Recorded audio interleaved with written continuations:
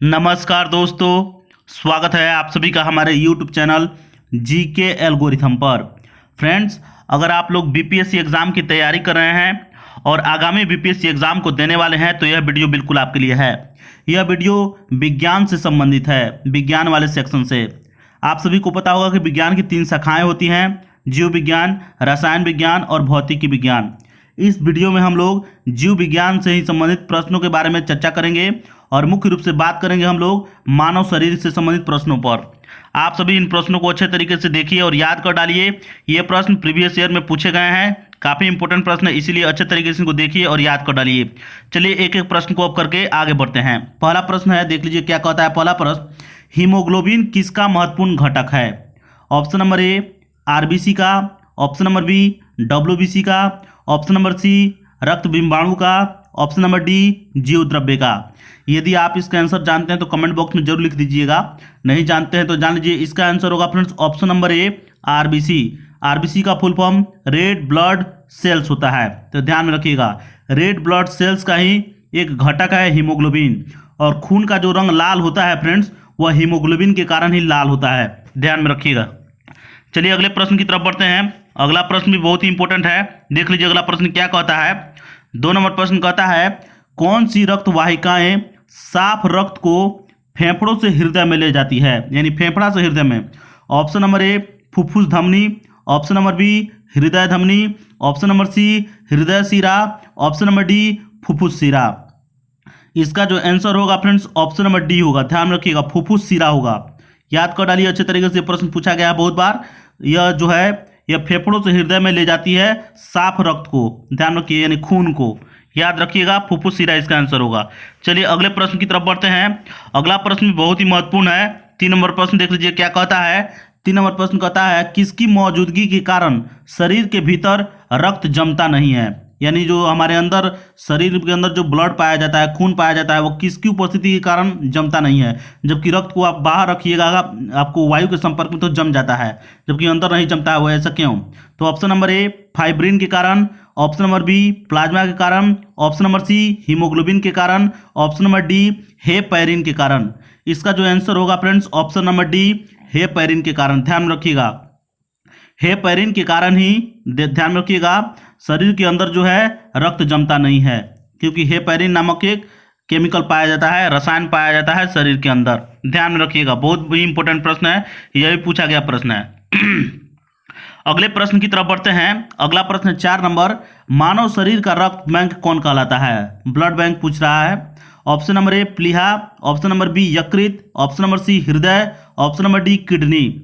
इसका आंसर अगर आप लोग जानते हैं तो कमेंट बॉक्स में जरूर लिखिएगा, नहीं जानते हैं तो जान लीजिए इसका आंसर होगा फ्रेंड्स ऑप्शन नंबर ए प्लीहा। ध्यान रखिएगा, मानव शरीर का रक्त बैंक प्लीहा को कहा जाता है। किसको कहा जाता है? तो प्लीहा को, याद रखिएगा। चलिए अगले प्रश्न की तरफ बढ़ते हैं। अगला प्रश्न भी बहुत ही इंपॉर्टेंट है। 5 नंबर प्रश्न क्या कहता है, देख लीजिए। मानव रक्त का पीएच मान क्या होता है? पीएच वैल्यू पूछ रहा है friends. Option number A 7.2, option number B 7.8, option number C 6.6, option number D 7.4।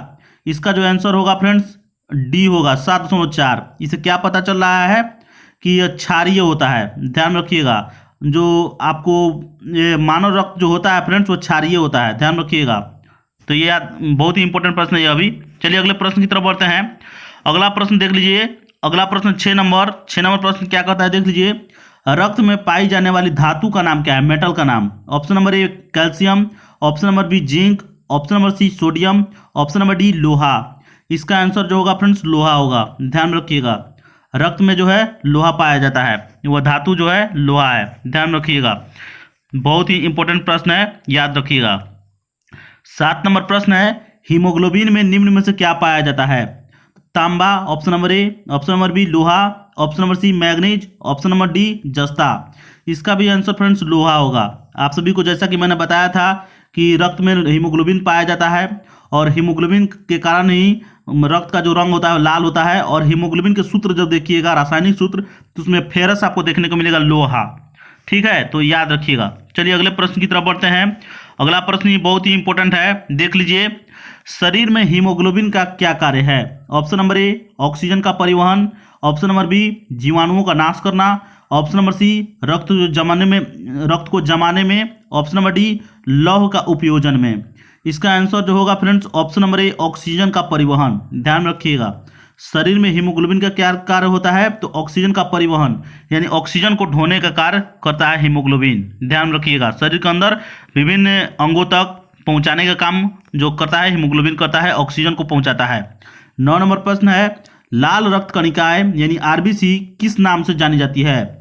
Option number A erythrocyte, option number B leucocytes, option number C thrombocytes, option number D eosinophils. ध्यान रखिएगा, इसका answer जो होगा friends option number A erythrocytes होगा। याद रखिएगा, बहुत ही important प्रश्न है, इरिथ्रोसाइट्स होगा। लाल रक्त कणिकाएं किस नाम से जानी जाती है, तो इरिथ्रोसाइट्स के नाम से जानी जाती है। चलिए अगले प्रश्न की तरफ बढ़ते हैं। अगला प्रश्न भी बहुत ही इंपॉर्टेंट है, देख लीजिए। 10 नंबर प्रश्न कहता है लाल रक्त कोशिका कहाँ बनता है। ऑप्शन नंबर ए हृदय में, ऑप्शन नंबर बी वृक्क में, ऑप्शन नंबर सी यकृत में, ऑप्शन नंबर डी अस्थि मज्जा में। इसका आंसर होगा फ्रेंड्स ऑप्शन नंबर डी अस्थि मज्जा में। अस्थि का मतलब हड्डी होता है और मज्जा क्या होता है, तो हड्डियों के अंदर फ्रेंड्स सफेद रंग का एक पदार्थ पाया जाता है, ठीक है, उसी को मज्जा बोला जाता है। और वहीं में उसी में क्या बनता है, तो खून बनता है, ब्लड बनता है। तो हड्डियों के अंदर मज्जा पाया जाता है, अस्थियों के अंदर, और वहीं पर ब्लड बनता है। याद रखिएगा, तो हृदय में नहीं बनता है, वृक्क में भी नहीं बनता है, यकृत में भी नहीं बनता है, अस्थि मज्जा इसका आंसर सही होगा। तो फ्रेंड्स ये प्रश्न अच्छे तरीके से याद कर डालिए। यह सीरीज जो है जारी रहेगा, विज्ञान में और भी बहुत सारे वीडियो मैं लेकर के आऊँगा आप सभी के लिए, तो याद करते चलिए। मिलेंगे फिर नेक्स्ट वीडियो में। नमस्कार, धन्यवाद।